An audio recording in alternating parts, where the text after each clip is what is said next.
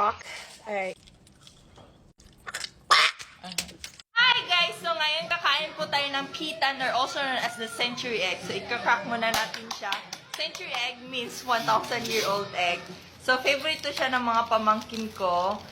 Ayan, wait lang, pakita ko sa inyo. Ayan. Hello! Favorite nila, nakakaubo sila ng isang box dito. Ayan po guys. I-open ko. Tingnan niyo yung structure niya. Ayan. Tapos i-open natin na. So, isasasaw natin siya sa sauce. Ayan. And then you eat it. Alam niyo ba guys, pag mas matanda, mas matagal siya preserve, mas masarap. Ang ganda niya sa loob, may parang drawing siya. Hindi niyo makita. Favorite talaga ito ng mga pamangkin ko. Dali ba mo? Pakita ang kaon mo. Wait, wala pa ako naman.